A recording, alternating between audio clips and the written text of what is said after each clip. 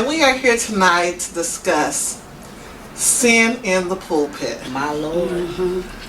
What do you guys think about that? Some people don't really think that the pulpit has sin in it, that we are obsolete from sin. That's so not true. Yeah.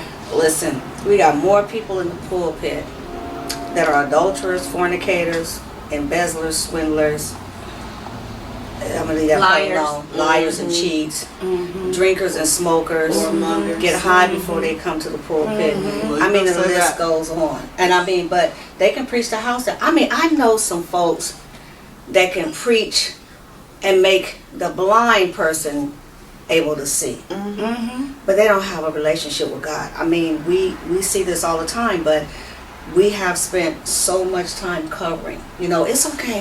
That's Right. the pastor. That's the man of God. That's the woman of God. We just pray them through. You know, everybody has faults and everybody has issues, but when it comes to ministry, when it comes to the mantle of ministry, we all have a responsibility. Amen. And I think one of the things, let's just say it like this.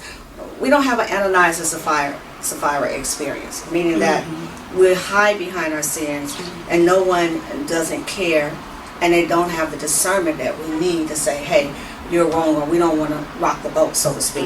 If I say this about the man of God or woman of God, then people are going to come at me, and people do come for people. People Right. have been threatened. People have been threatened to be killed. People have been threatened with drugs. You'd be surprised at what some of the saints do, especially in leadership. There's a lot of sin in the pulpit, and I believe that's one of the major reasons why we are struggling as a body of believers across the board. Doesn't matter what denomination. It's because of that. Because it starts from the top all the way down. You're exactly right. And I think that the people of God want to close their eyes to what the people in the pulpit try to hide. They want to pretend like we are Jesus and we can walk on water instead of believing that we are human Right. and we have the same issues that they have. Amen. Right. This is true. We Amen. fall short just like they do. Every day. Absolutely. Every day. And I think also that they criticize us harder. You know, They do. I do know that we do have a different standard, but y'all, sometimes they hard on the man and woman of God. Just because. Just because. I think that there's a difference between spirituality and religion. there is. correct. Because you There's a big religiously difference. brush your teeth every day. That don't make you have a relationship with that toothbrush. That's Right. right. That's right. So Right. I think that, That's a good like you analogy. said, that people can pray a blind man to see. They have worked on their religion so much that they forget their relationship with God. Well, you also have to remember, Pastor, that the gifts come without repentance. Amen. So, Yeah. you know, it's one thing to be gifted and a whole nother thing to be anointed. Amen. Right. Amen. That part. Amen. That part. That's the part. I had someone ask me a couple of years back, and they were asking me who was my favorite preacher, who was my favorite speaker, and I said, no, I don't really have one. And they were adamant, like, you've got to have a favorite preacher or Right. speaker. I said, let me put it to you like this. When I hear a man or woman of God preach and they're in the pulpit and leadership, I'm listening for a sound. That's And right. I don't hear that sound, that anointing. I hear a lot of fluff. I hear a lot of good words. I hear a lot of articulation. I hear a lot of scriptures that they can say with their eyes closed in Right. their sleep. Uh-huh. But what we don't hear is the sound and the presence of God. You're right, Pastor Cherie. People are hard on us. They have an expectation. So when Right. we get into the news or when they talk about what we're doing or what we've done wrong, it is such a huge issue. But we are human, but we are called to a higher calling and standard.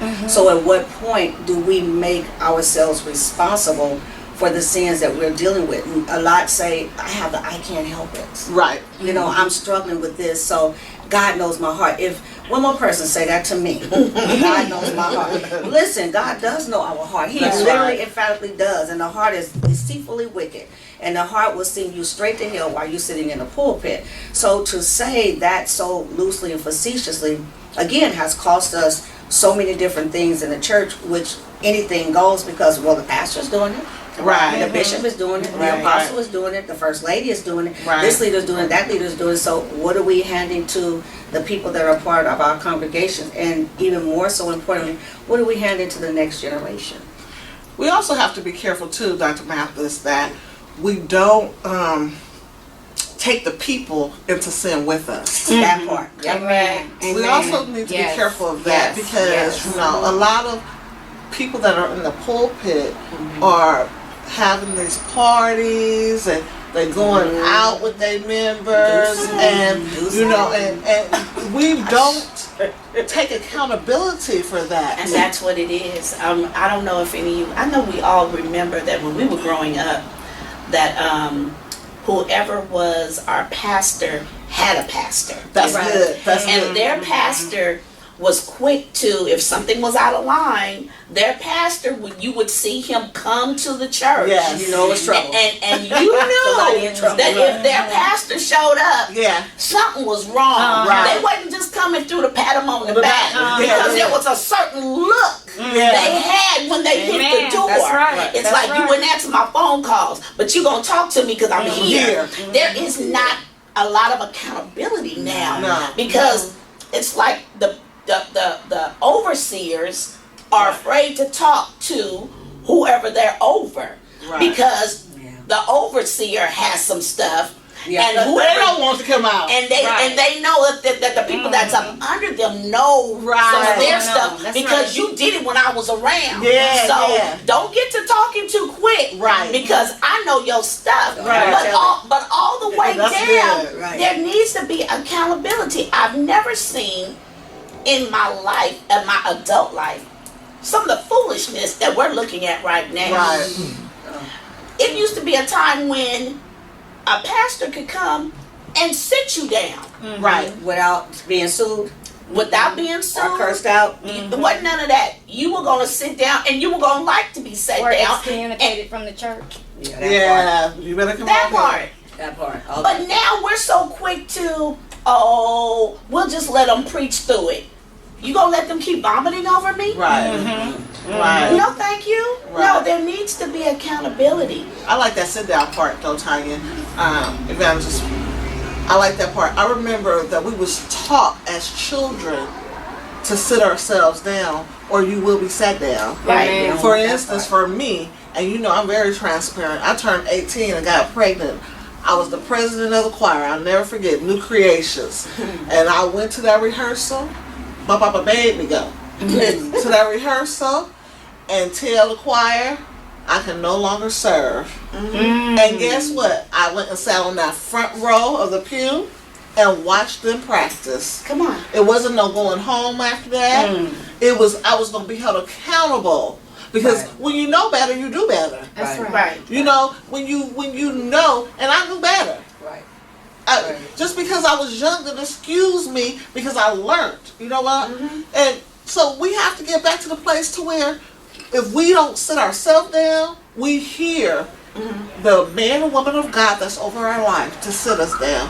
Because if not, we spread that stuff over the congregation. And how about the man or woman of God who tries to sit down, and the person up under them That's or good, too. over them tell them, no, it's okay. That's when you go, no, I'm going to sit down. Right. And I'm going to have somebody come in Right. and minister to my people, so I can get myself together also. Right. Because what sense does it make for you to get up and vomit? Right. But you know, I want to go back to what Pastor Cherie was saying earlier when we talk about whatever we are, the people are always as their leaders.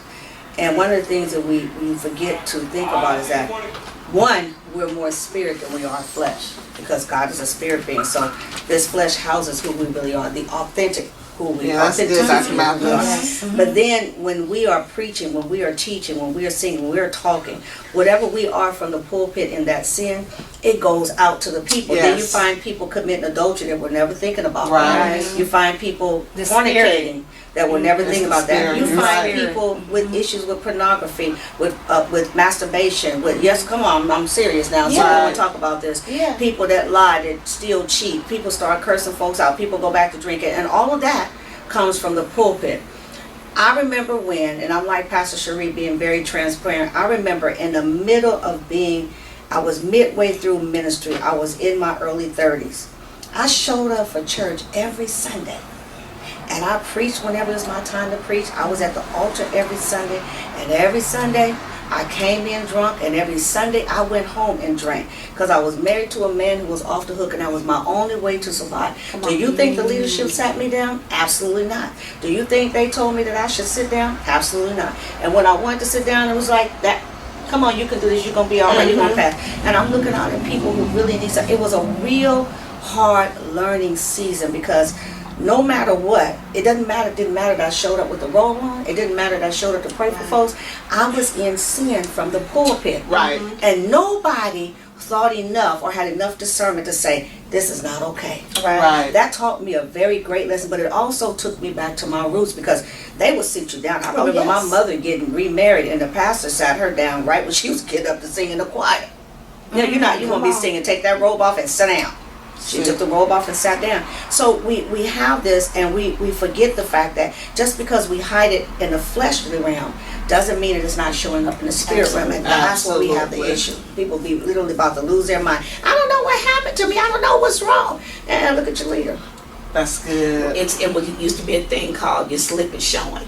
Oh, your slip. You know, you ought to be able to walk up to somebody, and I'm not talking about just outright clowning people. Right. Now, there are a few that needs a little clowning session.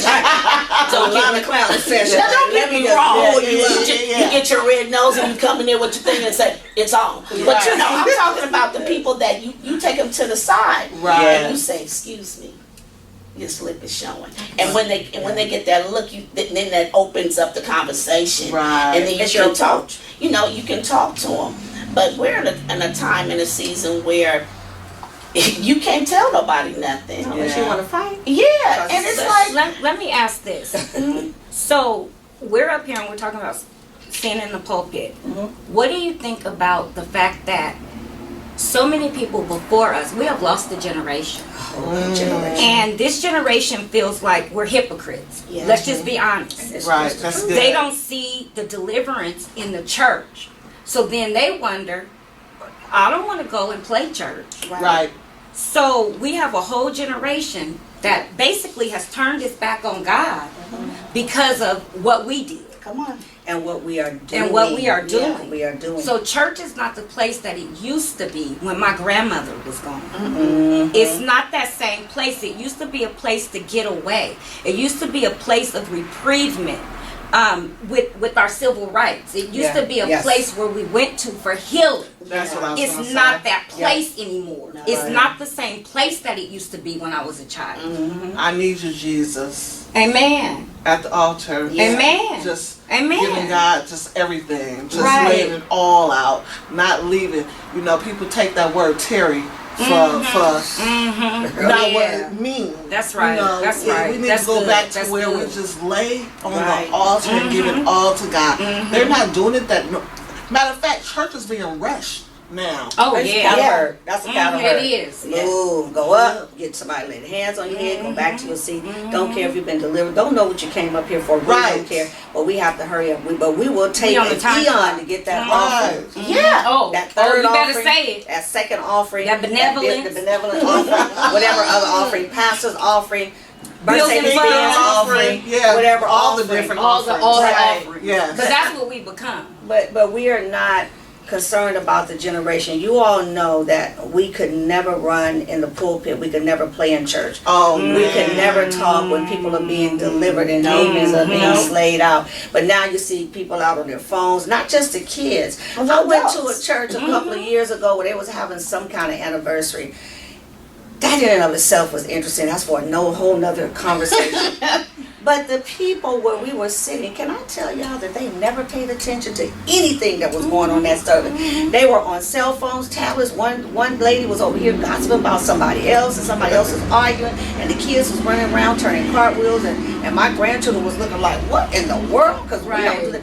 And nevertheless, everything in the pulpit was still happening. But when you have sin in the pulpit, it resonates out to the entire congregation, but also to the entire community. Because you have our generation that see the pastor or the man or woman of God coming in and out of the hotel. Right. You see that this generation sees that man or woman of God, that leader that buys the drugs from their friend or from them. Exactly. That's They it. see That's this it. stuff, and then they get up and they preach and they lay hands on folks, but then they go home and they curse out their spouse, beat her up, and she beat him up, whatever. I mean, it starts at home, because it goes back, like you said, it's a difference between religion and relationship. Right.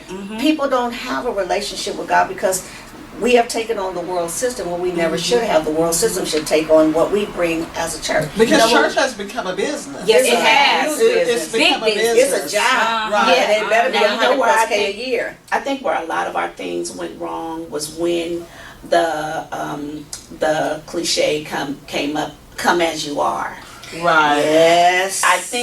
I believe that was the downfall of a lot of it. Yeah. Now, that did not mean Come on. literally what they were saying. Right.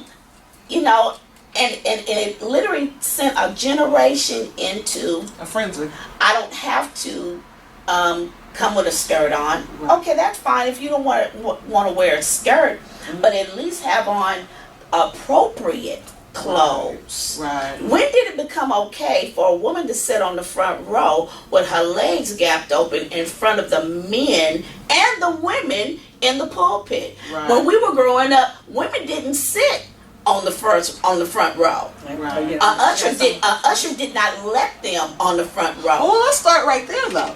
We don't have ushers anymore that's taking their proper role as ushers. Because I remember an usher, if you had gum in your mouth, Oh, with a white See, glove. we all know this, right? We all know Y'all this. know White it. glove. And they wouldn't say a word. They would just And continue you to do knew. this. Come Right. get it, and you know what you needed to do. There was no attitude. You just spit the gum Just out did. because you know there was no talking back, no or any of this. the mothers of the church Oh yes. that were teaching the younger women. Right.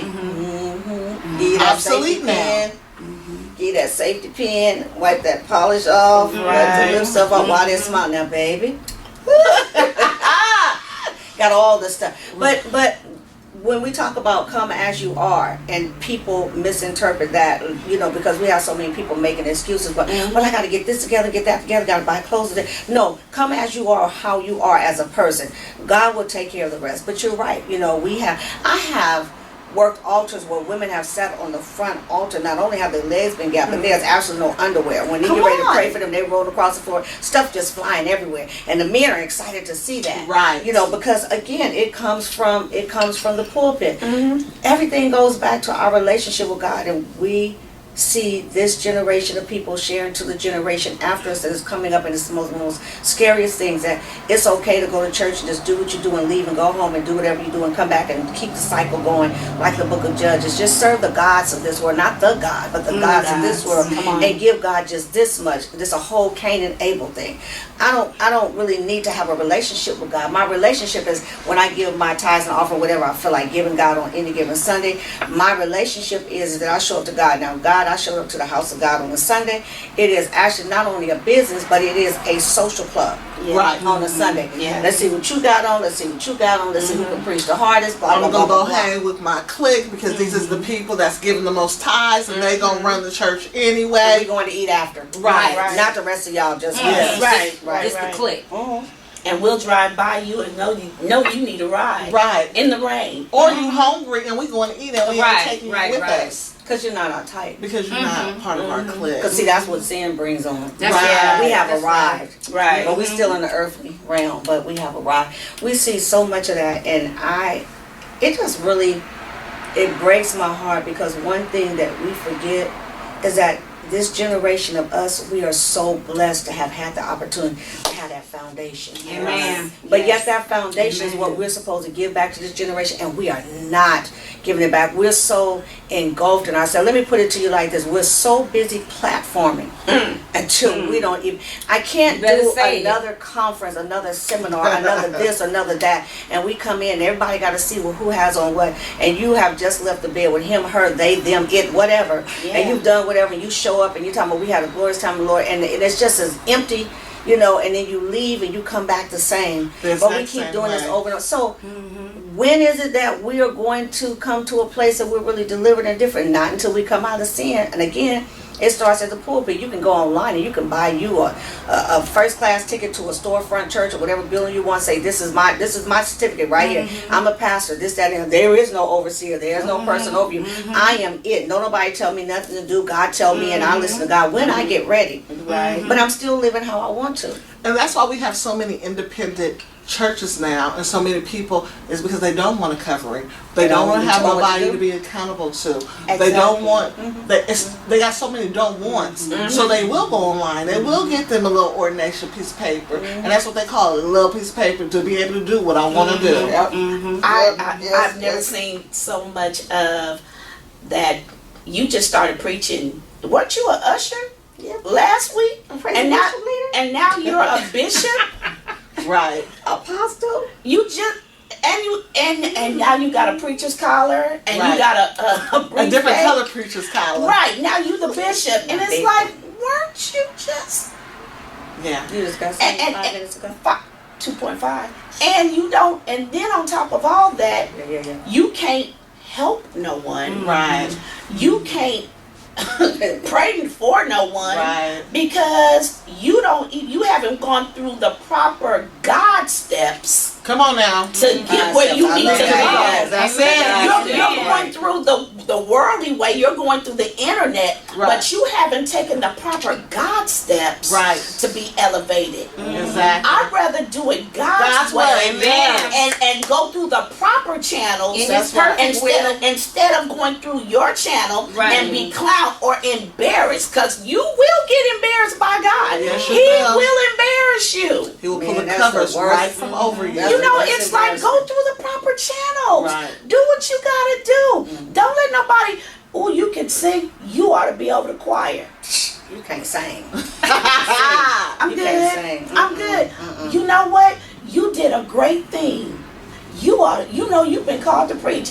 What the parking lot prophets. Yeah, I get it. Parking lot profits. You know, it's those like ones. it's like go through the proper steps. Well, you know, the proper steps calls for the anointing. Come on. Which the anointing Amen. calls Amen.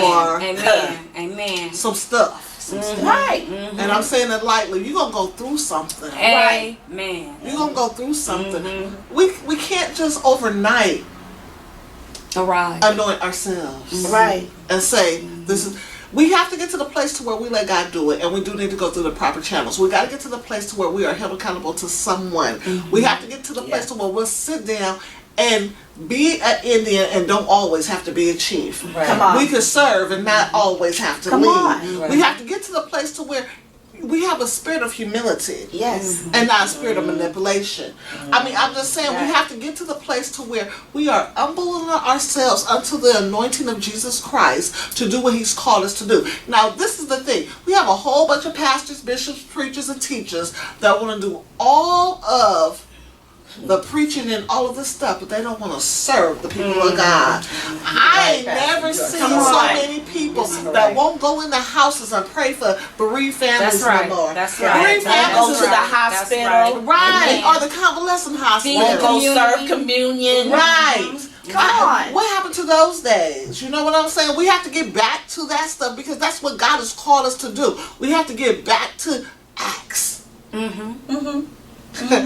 We're not there anymore. That's the missing component, though. That is the missing component because we don't serve the community the way that we used to. Right. Not at all. And that's how, the babies are the answer now. They are. We've lost a generation, but we don't have to lose two. That's right. Right. We've already lost 2. We, We don't need to lose the yeah, next we don't 2. use to. Right. We can get the babies while they're young and bring them up in the way that they should go. Because we failed to do that. That's because, again, I said, going back to everybody has to have a platform. Everyone has to be on top. But here's my question. When we think about sin in the pulpit, where exactly did it start, where it come from? Because when you think about that, it goes back to what we've been saying. There's no relationship. God requires relationship. And there are many people that are in the pulpit that have no business being in. That's They're good. just straight hirelings, and yes, I'm going to say it, and straight pimps. Amen. Straight pimps. Yes, I have to say that. Yes, Lord. Because this is what we have. Okay. Because It's a business. It is. How many people can I get to be under me? Because that makes me feel good. It makes me feel important. How much money can I get because I need to buy this, that, and the other? How many cars can you drive at one time? Right. How many houses can you live in at one time? Right. How many trips can you take in 1 year? That's right. And how many jets do you need to get you so you can go and preach to the people? Can you get your behind on an air flight like everyone else? And here's the But see, thing. you start to have all of that, so then it goes back, like you said, we're not serving the community. Nope. I couldn't, in my right mind, be a leader in my community, and I'm sitting at the house on top of the hill, and the people don't have lights, or they don't have food, or they're catching the bus to come so they can hear whatever God is giving me to say. Right. But yet I'm not concerned about that. I cannot. So that when you do not have a relationship with God, you care nothing about what happens with the people. No. It's been raining. I've caught 3 buses to come here, Pastor, to see you, man of God, woman of God. You didn't even think enough, and you don't have enough discernment, if you have any left, to see that I'm struggling. And I'm about to be put out any day now. Right. And you got space, but you don't want to have anyone in my house because I don't want those spirits. I mean, this is all kind of stuff. But when you don't have a relationship with God, you are going to have sin in the camp, and you're going to have sin in the pulpit. And the sin can be simple as something that I refuse to forgive or I refuse to serve the people. You better come on. Because in order for you to be a great leader in a pulpit, you have to be a great follower. You have to be a great servant. You have to be a great connectivity with the people. Have a pastor's heart. Do we Right. even say that That's anymore? right. No, Right. Do we even say that anymore? No, that's good. Is that old now? Is that old school? They be like, you say what? We I have to never bring heard that that. back. Right. That's And then right. we have those that are really trying to do that, and they're the ones that are passed over. Right. Because Right. because they Right. get talked about. Oh, you just a punk. What? Doc? You know, and doc. You ain't got this dog. And it's like, but here's a man of God who works every day and will help his people. Right. And because he's doing it God's way, because he is sent by God to this congregation, they're the ones that suffer behind the other jokers, the pimps, that are riding around. You know, you living off your people. You living off their backs. That's right. So That's let me right. ask y'all this. Robbery. Let me Right. ask y'all this. So, can the real people that serve God's people stand up? That's what I'm saying. That part right Yeah. there. Can the real Yeah. people? Right. Yeah. So that's what I want to end with today, is that I want to challenge all of the pastors, preachers, bishops, apostles, leaders in full to stand up and be counted and be a servant just as well as you want to be a leader. Absolutely. Amen. Do what God has called you to do and be the best that you can be. Right. Remember that saying? Right. Be the best that you can be. I challenge all of the clergy in 2019 to be the best. And don't let sin Right. be in your pulpit. Amen. I'm Dr. Cherie Baisden Nickelberry, the host of Conversations with Women of God, and my co-hosts are Pastor Sherry Henderson. Dr. Idisa Mathis. Evangelist Latanya Barr. and we love you, and we'll see you next time. If you liked us, please go on our Facebook page, Conversations with Women of God. Yes. You'll be able to see all of us there and our show. God bless you, and we love you. Good night. Good night. Bye. We bless you. We lift your holy name.